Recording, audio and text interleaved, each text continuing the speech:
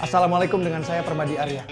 Apa yang sebenarnya terjadi di kilometer 50 tol yang sampai membuat polisi terpaksa harus melumpuhkan 6 laskar FPI pengawal Rizik? Simak fakta-fakta lapangannya berdasarkan testimoni 28 saksi, polisi, dan masyarakat. Semua berawal dari penghadangan yang dilakukan laskar FPI saat polisi mengantar surat panggilan kedua untuk Rizik. Penolakan surat panggilan ini membuat polisi mencium adanya itikat tidak baik dari Rizik dan laskar FPI. Maka, pada tanggal 7 Desember 2020, tim patroli Polda Metro melakukan pemantauan di daerah Sentul yang diduga menjadi tempat persembunyian Rizik. Benar saja, jam 11 malam bergerak 10 kendaraan keluar dari daerah Sentul. Diduga satu mobil berisi Rizik, Hanis nantunya beserta 9 mobil pengawalnya. Satu mobil pisah ke Megamendung, 9 lainnya masuk ke tol Cikampek. Keberadaan mobil petugas yang membuntuti sudah disadari oleh rombongan Rizik. 2 mobil pengawal paling belakang diperintahkan untuk menghalangi, bahkan diperintahkan untuk pepet dan tubruk. Berikut rekaman suaranya. Pokoknya bagaimana caranya kendaraan untuk pengawal belakang itu menghambat laju kendaraan yang menguntit. Halangi terus pepet, jangan sampai dia bisa ngikutin kita.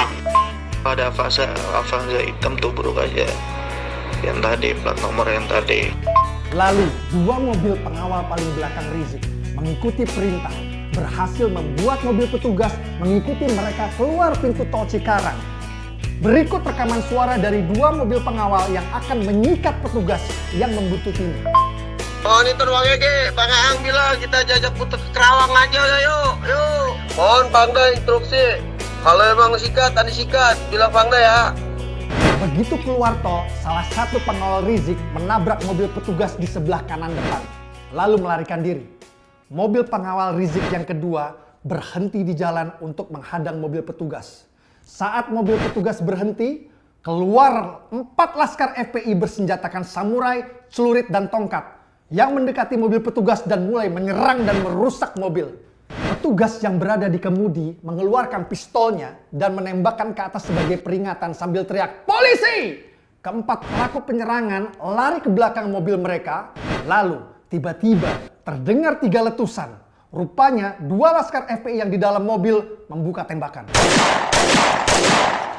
Salah satu dari tembakan laskar FPI mengenai kaca depan mobil petugas tembus sampai peluru bersarang di jok tengah.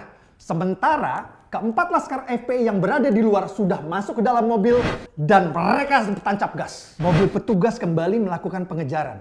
Saat berusaha menyalip dari sebelah kiri, petugas melihat pistol keluar dari kaca penumpang depan yang membuat petugas melepaskan tembakan.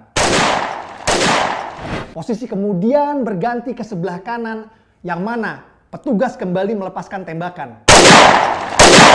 Terkena tembakan, mobil pengawal Rizik masuk ke rest area kecil kilometer 50 dan apesnya terhalang oleh sebuah mobil yang sedang keluar dari posisi parkir sehingga memaksa mereka untuk berhenti.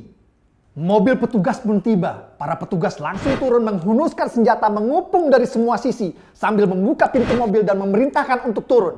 4 laskar FPI turun dan tiarap di jalan. 2 laskar ditemukan di dalam mobil telah berhasil dilumpuhkan. 1 di kursi penumpang depan, 1 di jok tengah. 1 pucuk senjata api ditemukan di bawah kursi supir, 1 pucuk lagi ditemukan di bawah jok tengah. Tak lama, mobil petugas kedua tiba di rest area. Mobil kedua ini digunakan untuk membawa seluruh barang bukti dan membawa jasad 2 laskar yang telah berhasil dilumpuhkan. 3 petugas yang masih berada di lokasi lalu memerintahkan 4 laskar sisanya untuk masuk ke dalam mobil untuk dibawa ke kantor polisi. 2 petugas duduk di depan, 1 petugas duduk di jok tengah bersama 1 laskar FPI dan 3 laskar FPI duduk di jok belakang. Sesaat setelah meninggalkan rest area, petugas di jok tengah tiba-tiba dicekik dari belakang yang diikuti oleh laskar lainnya yang berusaha merebut senjata di pinggang petugas. Sadar keadaan ini sangat berbahaya, sang petugas teriak minta tolong pada rekannya di depan. "Bang, senjata saya bang!" Petugas di bangku depan langsung membalikan badannya dan melumpuhkan keempat pelaku karena keempatnya berusaha mengambil senjata petugas di jok tengah. Ini adalah fakta lapangan berdasarkan testimoni 28 saksi, termasuk saksi mata masyarakat setempat. Meragukan fakta-fakta lapangan ini adalah upaya yang bertujuan untuk melemahkan penegakan hukum. Dan lebih berbahaya lagi, bertujuan untuk menjatuhkan wibawa aparat agar dapat memprovokasi chaos dan konflik horizontal. Mari kita dukung penegakan hukum, sebarkan lagi video ini. Dengan saya Permadi Arya, Assalamualaikum warahmatullahi wabarakatuh.